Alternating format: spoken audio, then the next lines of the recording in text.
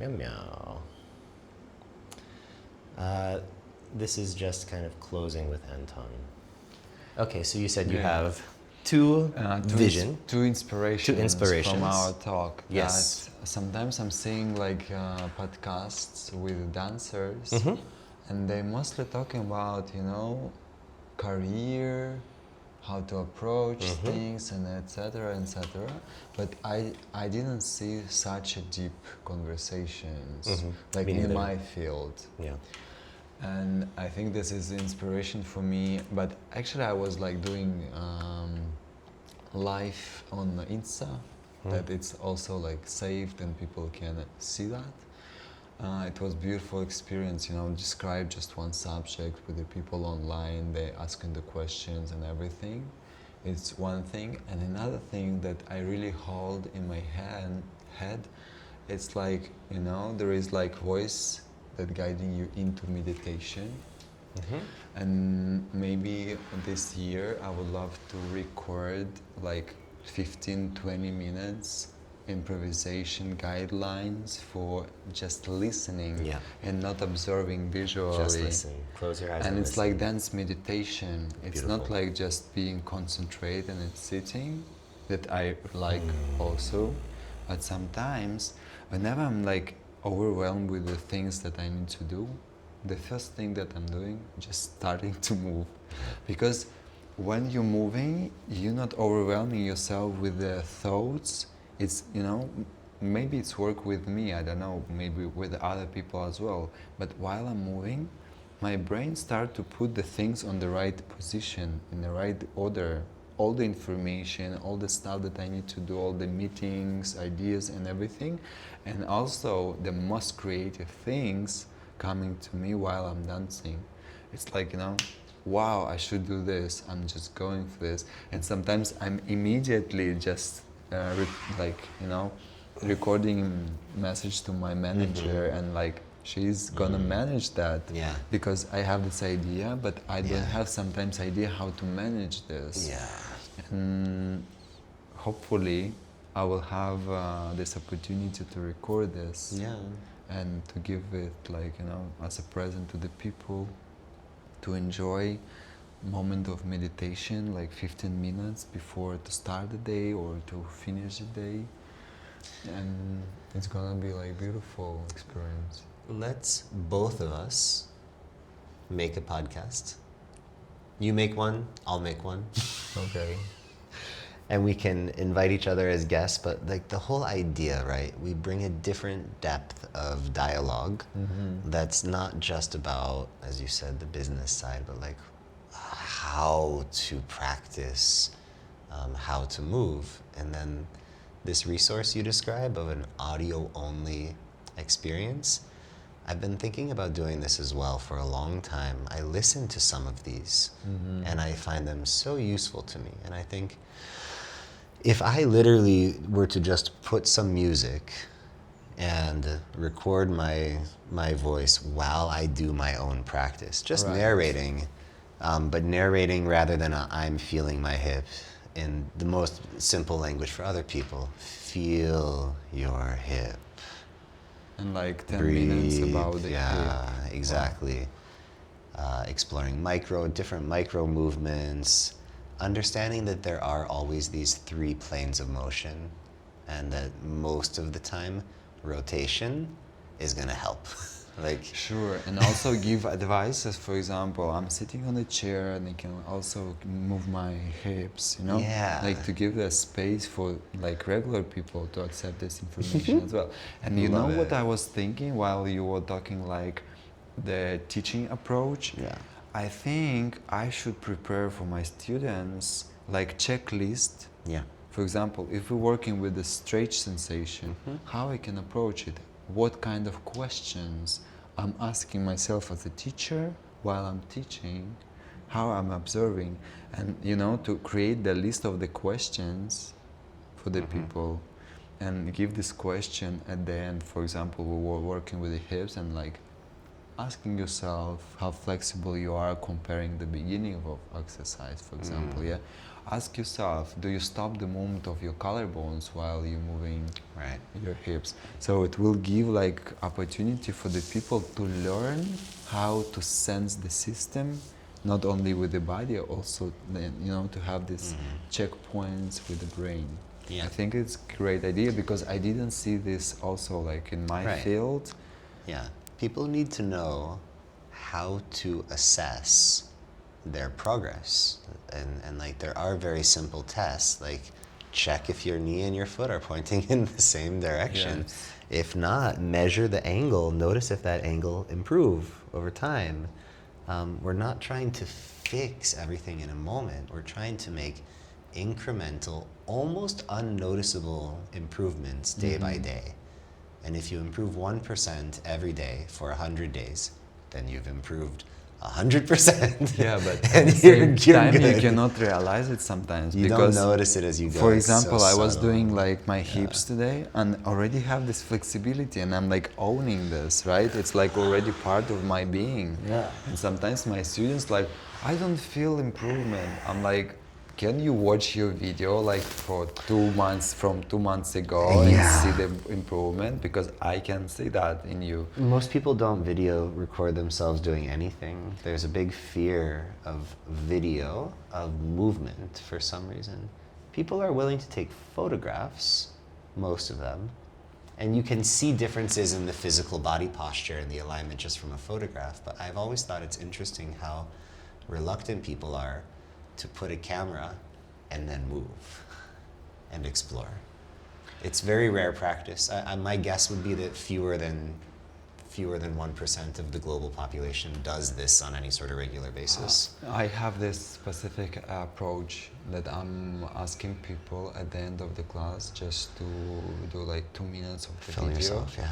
and then just realize Fabulous. like, wow, this can be like a little bit more range. Yeah. You know, like every second there is like new movement and I'm asking like to put the list of the things that they see in the body because a lot of professional dancers coming to me and non-professional, like, you know, but still good users of the body, and they asking like, you know, I feel so much inside and I'm improvising, but when I'm like performing, people cannot sense my movement because there is also another thing to be understanding about that we're sensing immediately. And in order to deliver this sensitivity or the information that we have in our own dance and improvisation, to deliver it to some like outside watchers, is the really big part of the work to be, you know, clear with decisions, to be clear with approach of the body movement. And the video is helping really cool because it's, you know, you feel it, then you see that, and you see that it's not matching. Like inner senses and everything, it's like much bigger than like people can see on your body. And the video approach that I'm using, I'm like, for example, I'm mentoring a couple of people. Great. And I'm saying like, after all the sessions, take a video, match yourself, that you will really learn that this arm is not like this, it's like that. But sometimes like people feel like that inside, but from they're really, outside it's like, you know, like this. And like, yeah, emotionally I can connect, but if we want to take it like in a way that improvisation skills become a little bit more like body language and the moment of interacting with the people, because for me it's definitely body language. It's the moment of communication. Reaction is there. When we communicate, I'm listening to you, reacting on what you're saying, your experience and everything. So another level of improvisation, just to be matching how do you sense and how you can deliver this towards the extrovert space and people who can relate to that. Even like even your hand movements and your head movements have these three dynamics inside them. Yes. And so this is one of the reasons why, like, I connect with you instantly. I see in you this movement that my body recognizes as like desirable in some way. Like, I want that same quality in my body, and it is very rare, actually. Like, not many people are including pathways that take the arms across the center line of the body, that play with the full flexion and extension of the wrist, that include ripples of the fingers and like really reaching, and even just this little, like, you know, kind of like doing like little, like, Indian people do this, but outside of India, it's only dancers. Yeah, but you know what I would love to suggest to the people and professional dancers in this case, to work with the gestures. In like in a routine, daily routine, we have a lot of gestures. Like, for example, Indian things. I can bring it like to my new experience, or I don't know, like Russian hands from Russian dance, or like I don't know, Polish dance, whatever. It's giving like a little bit more artistic things to describe yourself with the gestures. And this is another layer of learning to be communicative through your body, to use the gestures in dance, you know, to approach your arms to being like sending information.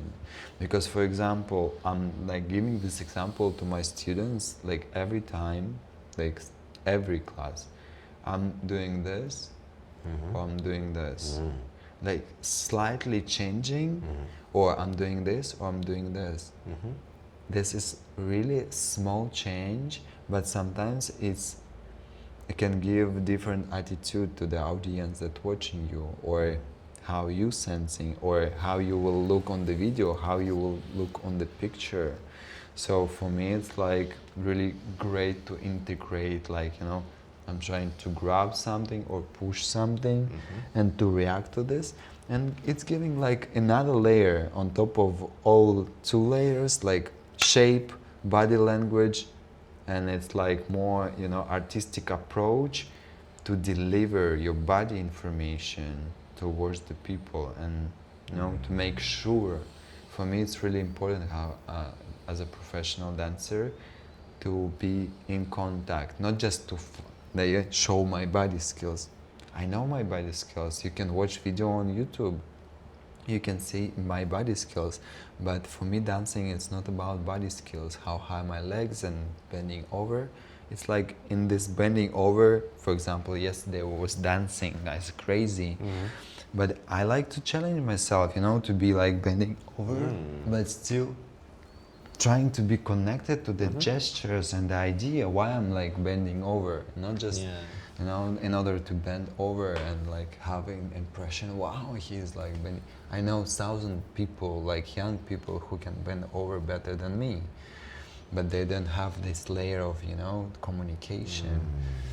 So it's bringing like, yeah, a lot of clarity what you deliver. And I think like video, gestures, and trying to communicate, it's giving like a lot of value to moment of being expressing yourself, but not just expressing like contemporary art. I will put rice on the middle of the big room. This is contemporary art. But what does it's expressing? So tell me.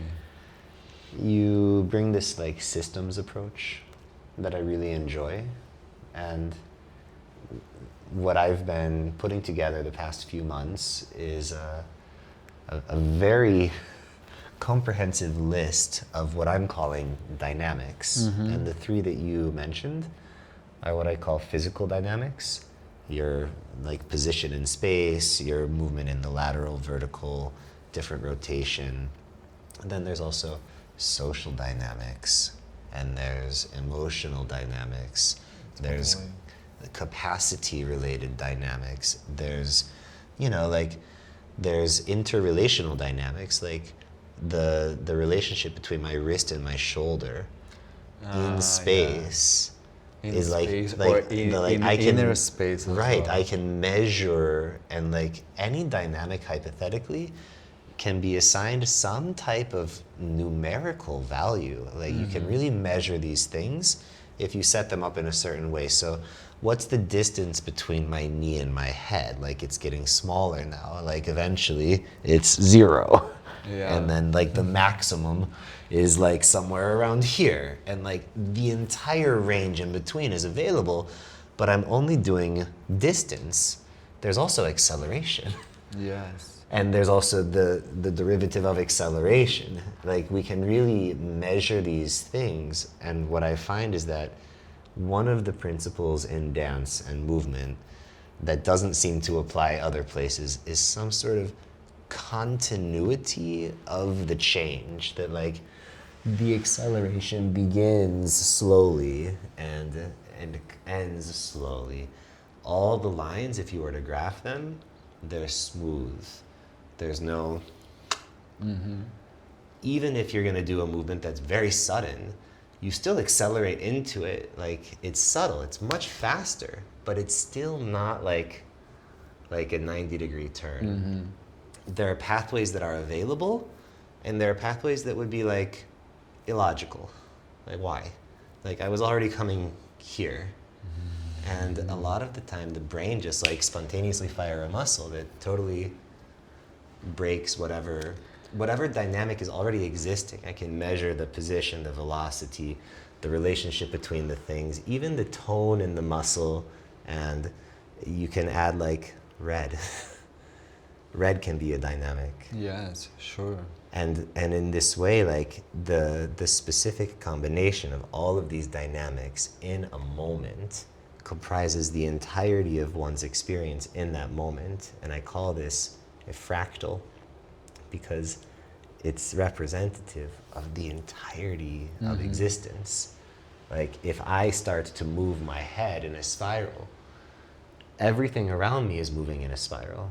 The whole world is moving in a spiral, because the relationship between my point of reference and the world is the only thing that actually matters in my existence. So I've been really playing with this idea that like sensing internally, responding internally, being very, very focused on the layer of the fractal that I have sovereignty and this is my domain of influence or control. I can be like, I don't know, annoyed by where you're positioned in the space, or I can just be accepting of it while I like imagine I want it to be a little bit further away from you, like you've just moved further away from me. Or did I move further from you? It sure doesn't matter. Yeah. But it's really good perspective, you know, to observe, to be connected to the body in order, like in just regular life, to have better conditions about your life. Because yeah, some people think that conditions start from like, you know, from the work that you have, from the like quality of society that you have. Yes, but you will not have all of this if you're not connected to your body, like to approach yourself, to accept the things, you know, to feel the things and everything. So I think it's just great being integrated into your body.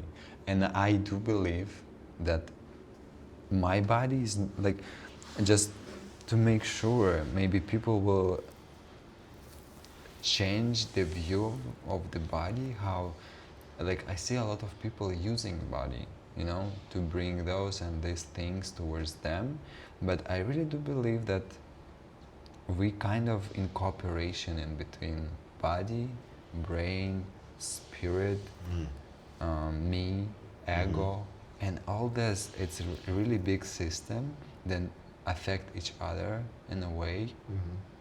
So, and can you imagine like the car without engine, or without like, you know, the wheel? So sometimes I feel like people just forgetting to move the body. Yeah. Even like a little bit, just lay down to feel the weight of your body, to feel the how you can be relaxed or not relaxed. A lot of people it's very uncomfortable, even just to lie down. When they lie down, they already have pain. Like just getting into a comfortable position for resting, it's Yeah. already challenging. And sometimes when they're resting some spot, it's like getting Right. pain because Right. there is something. Right. That's why it's like, Well, this is why. So I remember a time when stretching my arm to a certain position caused pinching in my shoulder. And what I learned from this was, okay, here's the range of motion that my arm does. And actually, it's better that I don't play football or baseball because I just don't actually I don't have, it seems I can't throw very well. Every time I try to throw, I'm injuring my shoulder. So I just eventually stopped playing throwing sports other than frisbee because this movement and this movement, it's all wrist and it's fine. Although now that I'm well conditioned, actually, when you throw a frisbee, you should use your shoulder. Yeah, it's not just the wrist. yeah. So I understand that when the fascia is healthy and conditioned, if I reach my arm into a space that stretches all of this, there's no problem with this stretching. It's fine. And actually, when I feel that stretch, if I luxuriate in it and I linger, that eventually it will pull on the next part of the chain. Yes. If I allow it to flow, and if I wait longer and allow the tension to increase, then I don't need to use as much muscular effort to move the next part because it's happening under this elastic pulling, Yeah. right?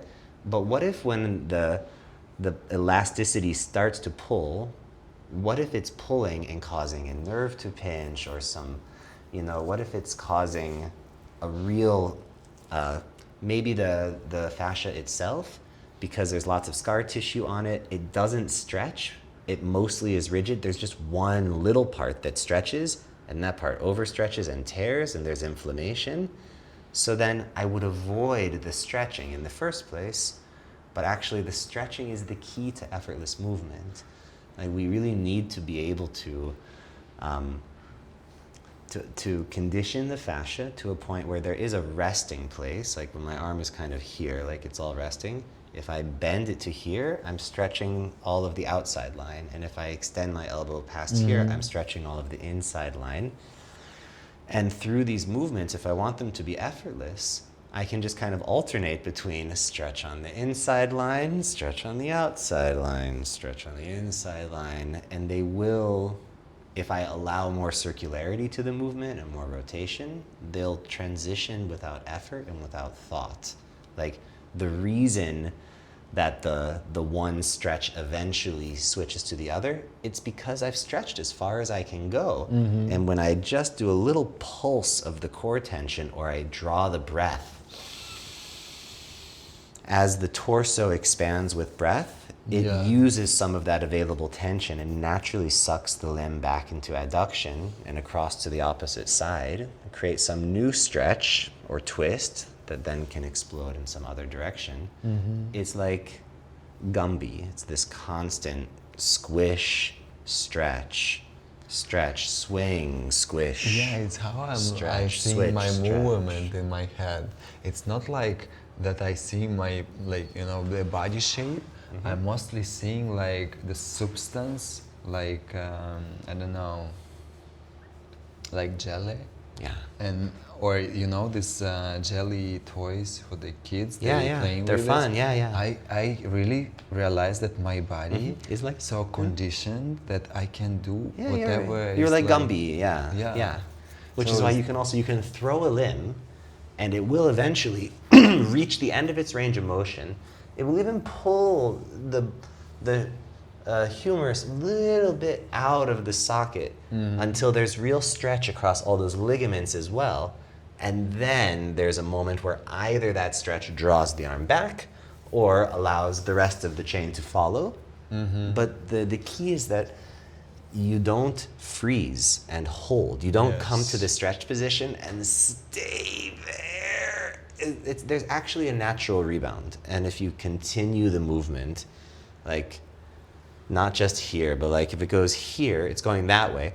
How far can it can go really far. much further than I thought. And then that brings my arm back to here without effort. But if I just go to here, I have to use muscle to bring my arm back. And that's hard work, which is why you can dance for 7 hours continuously and you're not dead at the end. Yes. Because And for you're me, doing it's like, minimal it was effort. like a great experience. I didn't know that I can do this. All course you this can, effort. And you know what? I was just connecting. I was just connected to what you're saying, that the movement in a straight line is taking a lot of effort. Tons. And if I will see, like, for example, like boxers, they not doing this. They doing like kind of, a little bit like surrounding the end of the action. Yeah, when they finish the punch, It's like going like in a circle somehow, right? And this is, I think, the great idea of our body. Everything go not in a straight line, it's going like in a circle anyway. Like, because the joints, it's like, it's like spheres, it's like they meeting each other, and how they can move like that. There is no range. There is more range, to bowling them on top of each other. Totally. And like the way the vertebra in your spine, if you just do side bending, but if you do a little twist and a little forward bend, they can really pass by. I really, really enjoy the martial arts. I think that the principles that I learned through martial arts, and I'll include Qigong and Tai Chi in that category, has helped me with my dance practice, with my yoga practice, with my bodywork practice. And one of the reasons why is because in martial arts, the teacher, who's oftentimes called the sensei or whatever, if the sensei says, okay, front stance, most of your body weight here in the front leg, and somebody's like this, he'll come and he'll take his little bamboo stick and he'll tap you on the back of the knee until your knee is over your foot, and then he'll push your hips forward so that you're like, they actually come and they tell you, no, not like that, it's like this. And I know that they also will do this in like professional dance training, but it's not super frequent. Like, I take a lot of workshops. I rarely find teachers that do hands-on corrections. A lot of the time a yoga teacher will say something to a person, or they'll give like a brief touch adjustment. But in most yoga classes I go to, the teacher does not touch anyone. They don't even really give verbal corrections. They just model the practice, and they say things like, that's beautiful. And now sweep your left foot forward and stand up. Great. And breathe in. Great. And it's just like encouragement. It's like a caller who's very encouraging and keeps an upbeat attitude and makes a good playlist. And that's, that is actually a lot of work, and I respect and appreciate the people who do that. And yoga as a fitness practice is a great fitness practice if you really do all the chaturangas and you fucking go hard. But that's not really happening many places either. What I think is really, really lacking is small enough classes where the teacher has been really trained to observe each student and be like, we're gonna stay in this practice. And I wouldn't say, we're not gonna stay rigid in this posture like this. No, we're gonna be breathing. And so inside of the breath, there will be like a inhaling to reach up and an exhaling to hinge and get this like length connecting the back leg to the front arms. The practice should be dynamic, right? Like we're moving. Exactly. We're moving with the breath. We're not practicing positions. It's not totally still. This is mostly what I see in yoga practice, or I see inhale, exhale, inhale. I call it exhale. Power yoga. Yes, this is power yoga. Inhale, exhale. Inhale, exhale.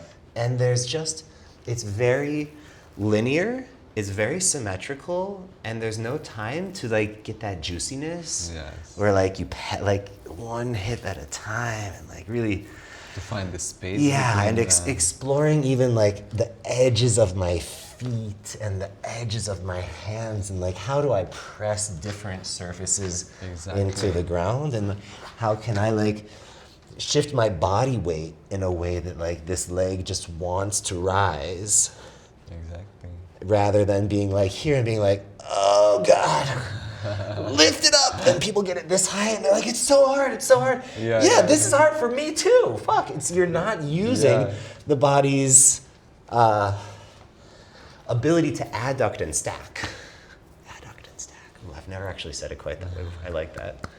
Don't forget to adduct and stack your joints. They can really, they can make a little.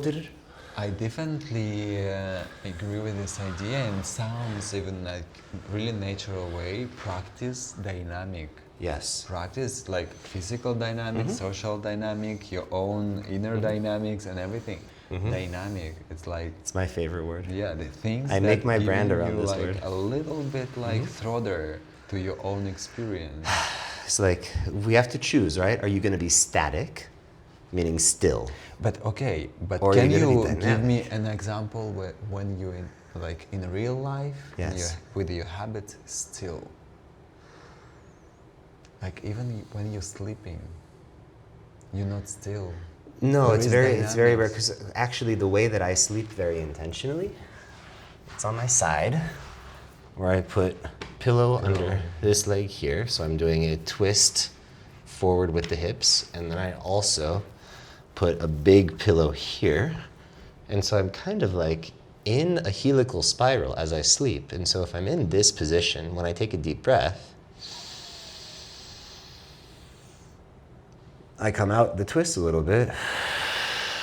But still, there is no still position. There's no there. stillness. There is. That's what I'm saying. Dynamic, yeah. This is the point. Like we can cultivate our lives in such a way that you're never totally still. But I do think that Even most when people. we're standing, Well, there's there the is smell no dance. no like, yeah. moment of stillness. Still moment. It's like continuously moving somewhere. You can force it though. You have enough muscular.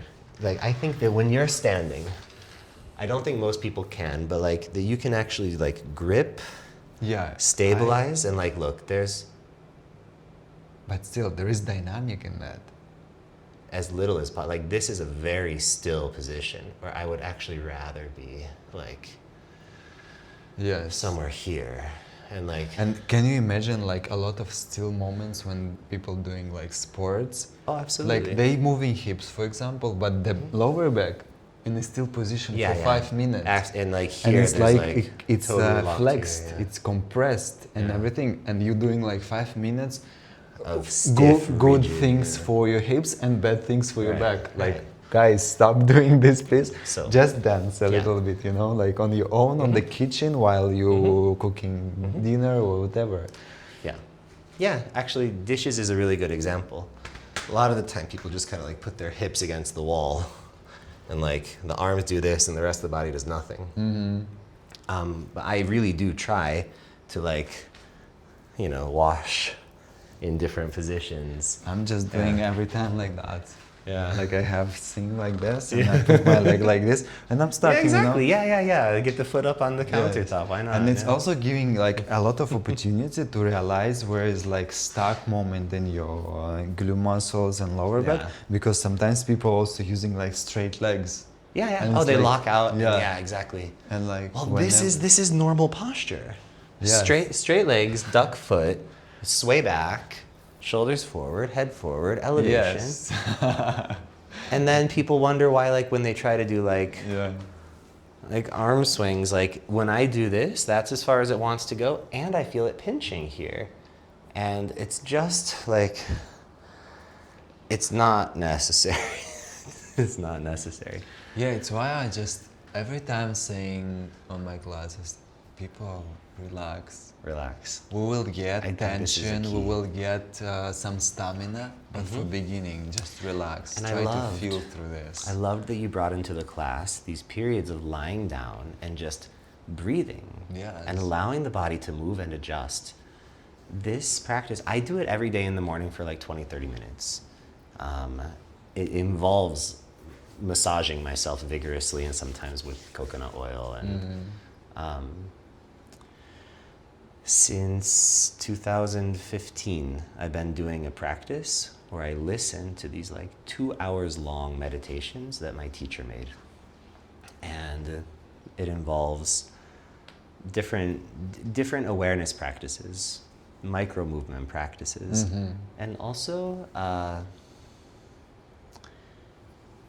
like tapping into the body's natural intelligence. She gives us really long periods of time where she'll just repeat the same phrase, really simple words, over and over again with really nice like soundscape background. So it's like wah wah wah wah, and you hear this woman saying like, you know your timing. You know, Yeah. like you, yeah, take your, this time is for you. Relax your body. Feel your body. But she'll literally repeat the same phrase 30, 40 times in a row. And she explains, your brain will hear the words and it thinks that it understands. Well, yes, I should relax my body. Very good. I understand. Thank you. But the actual body won't necessarily relax just because the brain understands that it's supposed to relax. These are two different systems. There's cognition and there's somatic practice. And for your body to have time to hear and understand and process this information, maybe it needs to hear this sentence like 50 times. Exactly. And then something starts to relax. So just take your time. Yeah, Don't I have rush. this kind of cases when, you know, I have this consciousness that I'm containing all the information that I'm like seeing and hearing. So I remember most of it, like 98%. Cool. And like people who are coming to my class regularly, of course I remember them like through the couple of years, how they've been moving and how they're moving right now. Yeah, and sometimes I see like, of course I'm repeating myself with information through the class, attention, tension, and just after a couple of years, people like, wow, now I understood what you mean.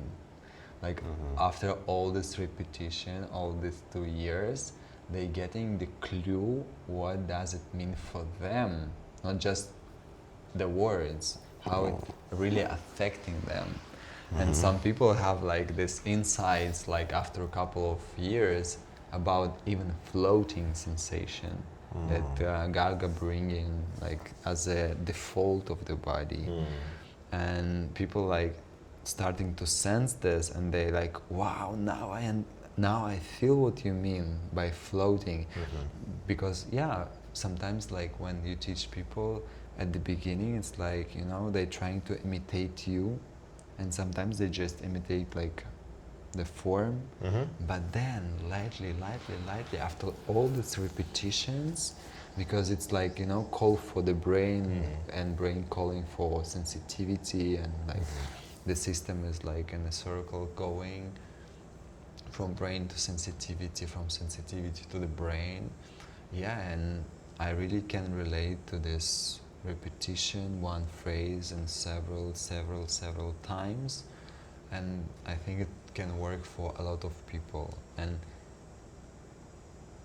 I don't hesitate, like I don't feel shy to repeat myself again and again and again and again and again and again until I see slight change there, and that people like, you know, can just to be like on the way to this quality, to just to understand.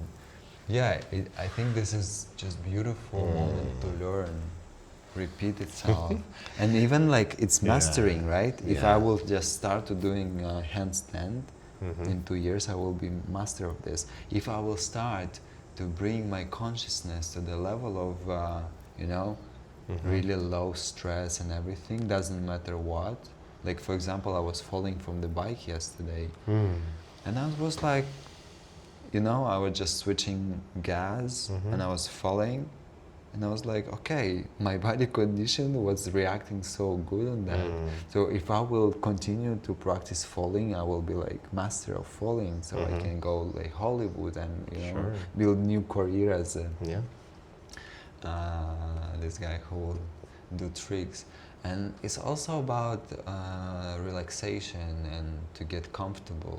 Yeah, I do believe some people don't know how to get comfortable For sure, it's a challenge. in some yeah. conditions, like in some places. And repeating, it's like learning from yourself. And also, like, you know, for mental, physical, emotional states of the body, we're repeating ourselves. The life itself, it's repetition. Like every day is repetition, year repetition, the Yeah. process repetition. The tools can change, but repeating itself, like how we feel. Do I feel good about that? Do I feel bad about that? And all these things, I think, helping us not just learning, but be clear about what we learn. Because a lot of professional dancers skilled really well with the body, and they can perform crazy stuff. But sometimes I'm watching this and I'm like, there is no life inside of this. There is no life. Why are you doing these shapes and all the things? Just ask yourself how it can be a little bit more connected, even if I'm doing this movement for 1,000 times already. How I can be more relaxed, even if I know that I'm like, you know, guru of relaxation, but there is still, like, you know, the opportunity to dig in. And I think with the improvisation and body conditions, mental condition, society dynamics, social dynamics, whatever it's interesting for you, it's the way to, you know, repeat yourself sometimes and ask the same questions and find the new answers, I guess. And it's what I feel about that you're saying about your practice, and that your teacher just repeating herself like for 50 times during this meditation. It occurs to me that it's easier in a group setting. Like if I'm in a group of 20 people and I look around, I see everyone's holding tension in their jaw. I go, open your mouth wide, let your tongue relax and come out. Go, ah. I say, relax your jaw even more. And I could say that phrase, relax your jaw even more. I could say it 50 times, right? Yeah. In a group setting, no person is going to take it personally or assume that I'm picking on them specifically. They just think, well, there are still some people in the room who need to relax their jaw a bit more. Maybe not me, but even so, maybe my jaw will relax a bit more. It's fine. But if I'm doing a session one-on-one and I say to a person, relax your jaw, and I say, relax it even more. Relax it even more. Relax it even more. Even if And I it's don't even get right, uncomfortable even with if them, I right? don't increase my tone, they may perceive, wow, he's repeating this instruction again and again and again. I must be doing it wrong or not enough. There's a problem. I'm not good enough. Something needs to happen now.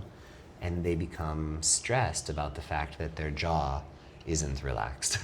They Yeah. kind of not succeeding with Yeah, this. the failure, self-doubt, self-shame, whatever it is, many people, when they feel But it's criticized. really like two different perspectives, Yeah. because you know deeper and you know how you can get this joy in what kind of relaxation. And the maybe person that you work with Yeah, didn't experience this kind of relaxation. never in their and, life, yeah. And the extreme relaxations, like, you know, just to get there. For sure, they might say, well, my jaw is relaxed. And we'll go, that's as relaxed as you think it can be. Yeah. There's more. There is a deeper relaxation that I can sense the potential. Like when I touch the muscle, I can feel. And actually, what happens very frequently is people, they'll have a moment of relaxation. They'll go, ah. I'll go, oh, there it is, great. And then it tenses again. I go, okay, well, let's try another one. Try opening your mouth. Let's see if we can get it to relax again. They're like, that's it. That's as far as it goes. And I'm like, ooh, but actually, like 15 seconds ago, it showed me it can relax further. Maybe you don't think so. But again, I don't care actually what your mind thinks. We're having a physical, embodied, somatic practice now. And it's very frequent that people at moments where they make some new discovery, instead of like staying in that discovery, they immediately stop the practice and start talking about it. Like, oh, that's really weird. Like, I've never done that before. And it's like, can you even do it again right now? And they can't. Because that moment of discovery, it's literally new neurons. Like, it's like a different pathway. It's kind of like the water that flows, that carves a stream. That like, if there's this surge of a little bit extra water that flows over and begins a new tributary, like, let's go, let's see where it goes. But people actually, they have a tendency to pull back. Ooh, that was something. Yeah. Let's stop the physical practice, and like whatever emotion then comes. Even sometimes I've had people who like discover a new range of motion and realize, like, they're here and they're like, I'm like, can you pass your arm can you keep your fingers on the ground and get your, and they're like, they can't. And then they finally realize, if they just go like this, and they're like, oh my God. And they'll like start to cry or something, because they realize that there's this thing that they've been capable of doing the whole time, but they haven't been doing. And that when they do it, it liberates some new movement or sensation. It makes possible some different thing. And then there's the wave of sadness that comes from the 20, 30, 40 years of unnecessary suffering, that they're suddenly realizing, oh, I've been limiting myself in the way that I walk, in the shoes that I wear, in the pants that I wear that constrict my hips and don't allow for free movement. There's so many limiting factors that we can just take them off, release them, let them go. Yes. And be free.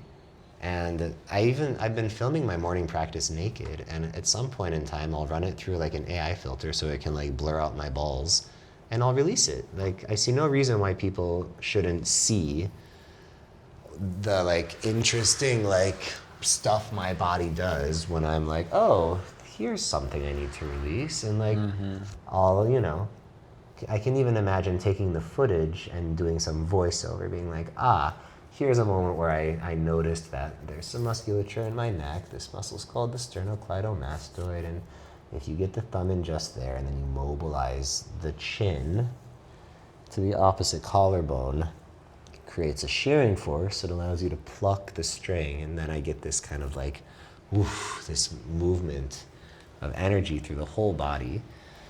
Anyone who can do this to their own body is really, I want to make this available and accessible and to feel reasonable to people that, oh, if I have a problem, instead of just being in pain and like hoping that I can go see a massage therapist to fix it, that Just relax and fix it. yeah, like lie down, like relax, and like start to explore with your own hands, like what you can do at the superficial layer of the fascia.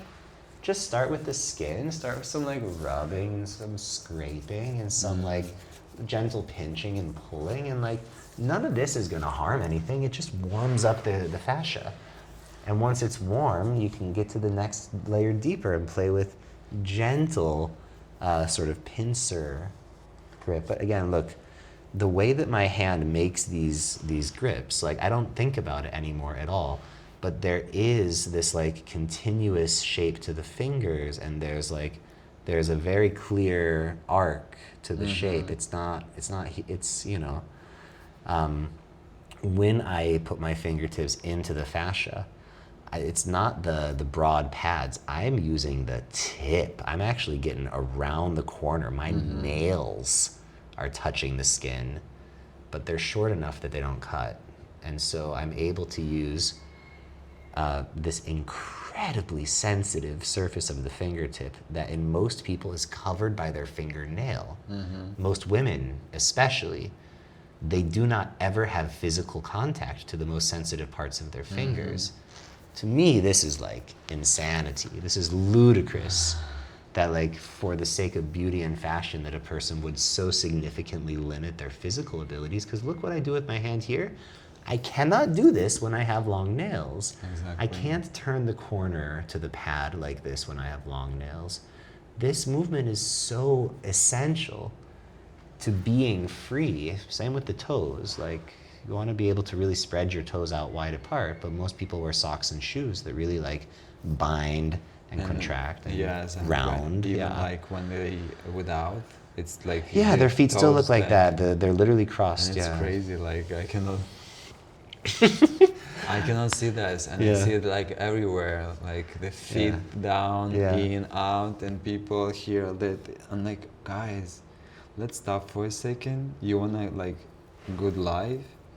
Condition your Stop feet. everything. Yeah, condition your feet because it's like base, and condition your hips, knees, and everything. And we'll be condition your like, hands and imagine that your hands are little feet. Like I really I have this like vision of my body where like every major contact surface is a foot. So there's a foot here, there's a foot here, there's a foot here, I got a foot here. And so I just like, which foot is on the ground? I'll put my elbow foot on the ground. It's like, even my head is like a great Yes. foot. And most people, the only part of their only part of their body that ever bears weight vertically is the foot. They don't put their knees on the ground very often.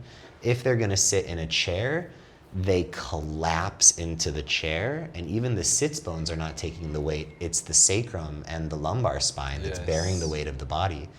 I got into a car, like I took a taxi the other day when I was in Vietnam.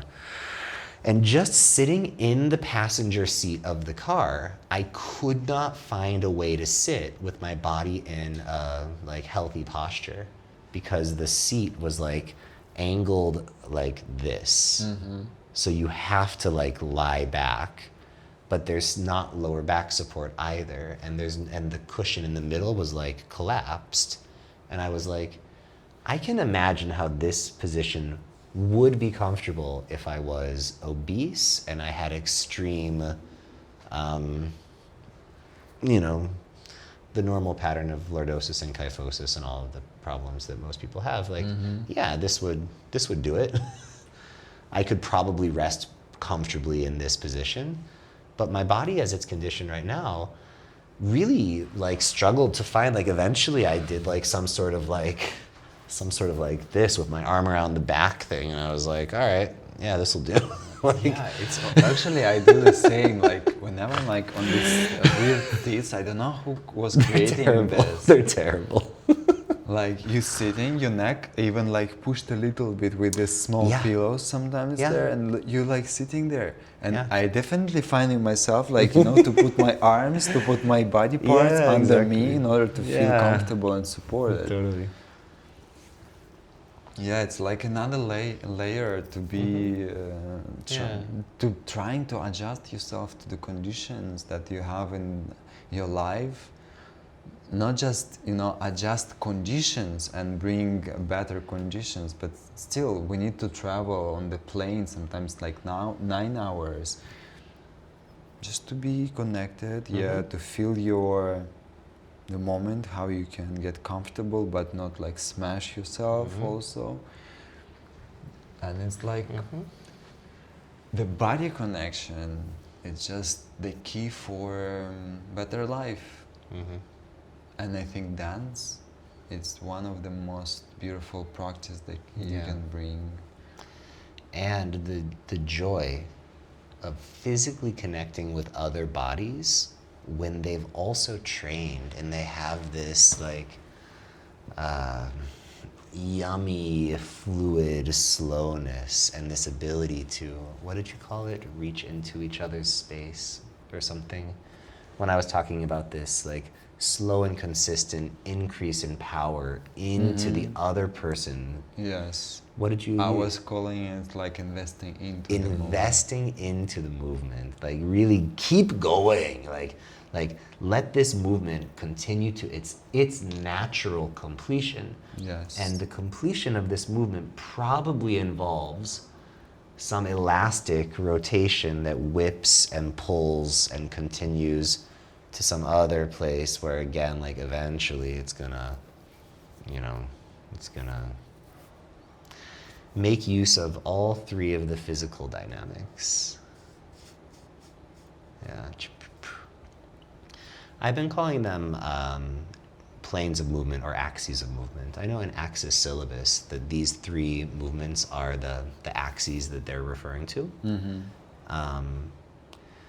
But the idea that there's like an axis around which everything rotates, I feel like my axis is a curved line that's always like the orientation of the axis is constantly destabilized. Like Yes. I don't try to maintain, unless, you know, of course there are like very specific reasons why you might choose to move into a plie and then like shift your body weight and like, yes, I want to be in this position. I want my vertical axis to be consistent if I want to stay and spiral several times.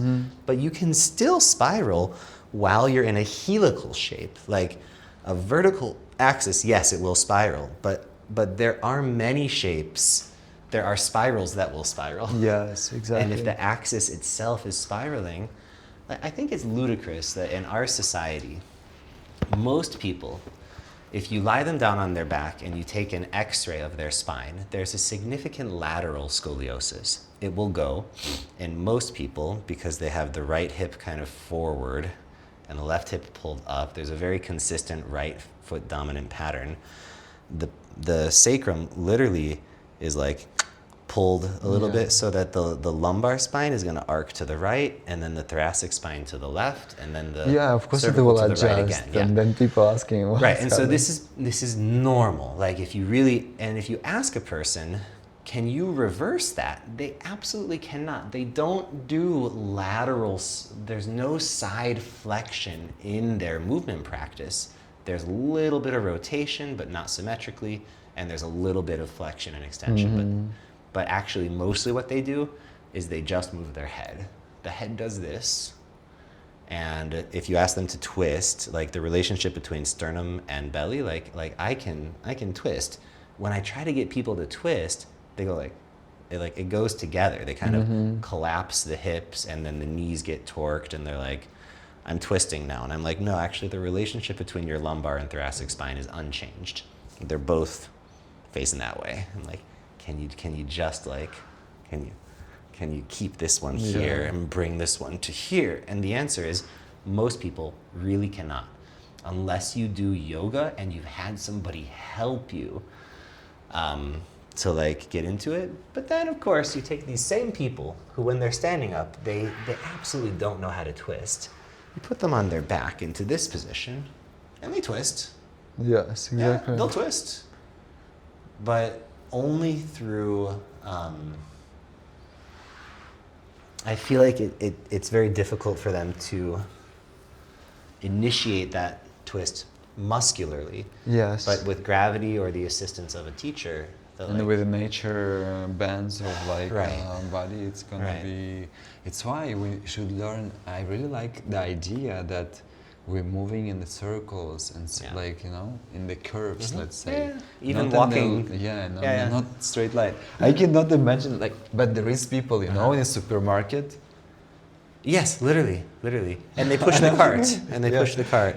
I go through the supermarket with a basket in my hand.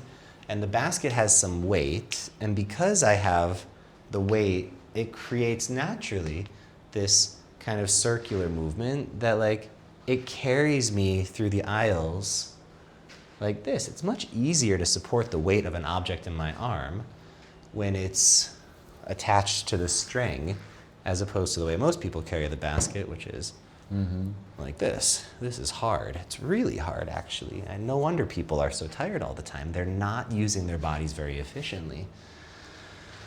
But yeah, I had a period of about a month. After my backpack was stolen, I didn't replace it right away. And I spent some time where I was literally, with the few possessions that I had, carrying them around in 2 pillowcases. Strong, well-stitched pillowcases, and I learned that I could like move really quickly through space, especially over the sand. I was on a beach.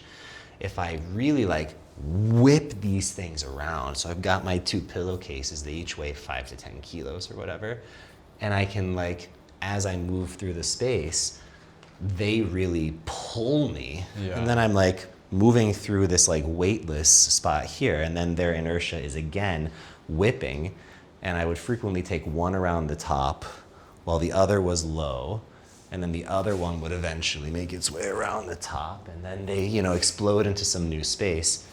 It strengthened my shoulders a lot to just be all the time allowing gravity and inertia to be stretching my arm, but I was at the same time keeping the arm integrated to the socket, not letting it to really reach too far. And I'm like, actually, putting all of the weight on my back is like less healthy, less efficient. Like when moving through space actually works much better, but that relies upon a lot of grip strength and conditioning of the arms, which at the beginning, when people are starting to change their bodies, they will fatigue very quickly. Like it is good to do an exercise and feel tired afterwards. It means that you're making some progress.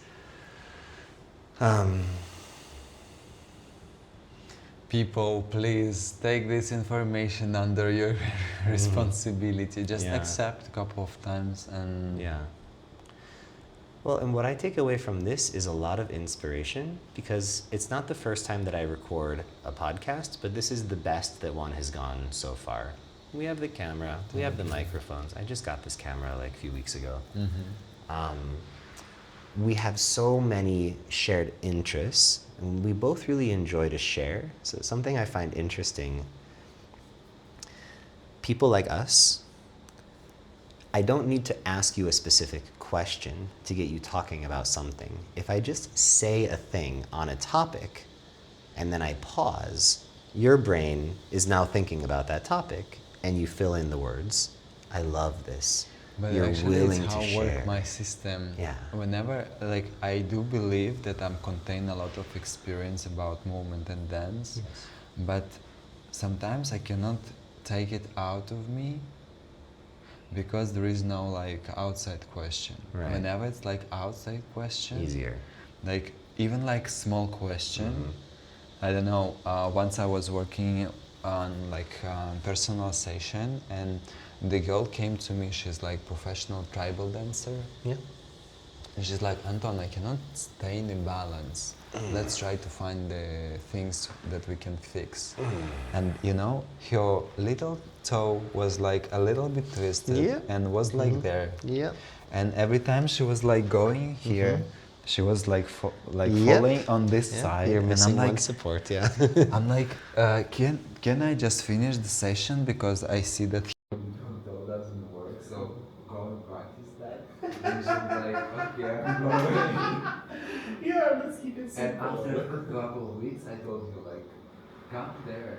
Like after a couple of weeks, when you will discover like the little toe and everything together, so we'll fix like more things in your body. So you think you will feel all the things, and then she found like out like spring toes and like this little toe like super into balance and like it fixed like everything. And she's like, wow, I didn't think that I need like a couple of minutes to fix such a big thing. Yeah.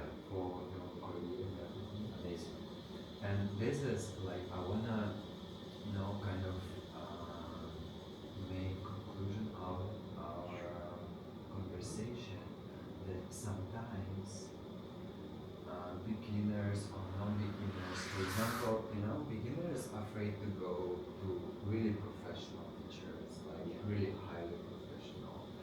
And in a professional field, we don't have this, the opportunity to learn. For example, I'm not going to ask advices from the people, like from my colleagues and everything. We exchange some information. But for example, I would love that someone of them would give like a private session for me. Not just things, because I have issues with my body. I have like several things that I like to do or that I don't like to do. And I think the most professional people should work with the beginners and with the professional dancers, because sometimes it's like you feel something wrong, but you cannot recognize what is wrong in your this professional teacher, coach, can give you just one advice that will change your practice to the end of your life. And this is example how we can talk can give you like a lot of struggling with the balance, and while we just like have this access to professional, really mature person who are like integrating this information and like all the experience. So it will like give you the best way to discover by your language and the opportunity of communication and reaction. It's for me it's like a little struggle because usually people go to beginners teachers, and after that they come into me and are like, wow, what I need to do with your body to rechange everything, because you learn patterns of the teacher, but the teacher didn't tell you that you should set it on your body questions. It was like every time you should. It is necessary to unlearn some things to make space to learn the new things. And the two processes happen kind of simultaneously. There's some unlearning and some learning, some more unlearning, some more learning. And this unlearning, I think that somatic practice with a partner, even if this partner is not a body worker and they don't have any idea what they're doing, if you just take turns and one of you lie down, and the other person just like rest their hands on 2 points in your body, and like you try to breathe and move in the space between those 2 points, it's different. It's a different experience. You get more in.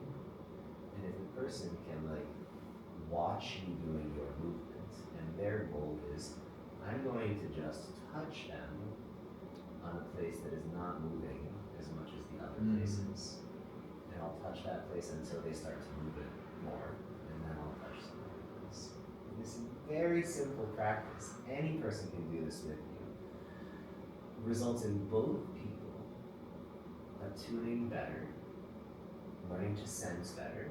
One person is learning to sense with their hands, another person's body, the other person is learning to sense with their body what's happening internally and what's happening on the skin.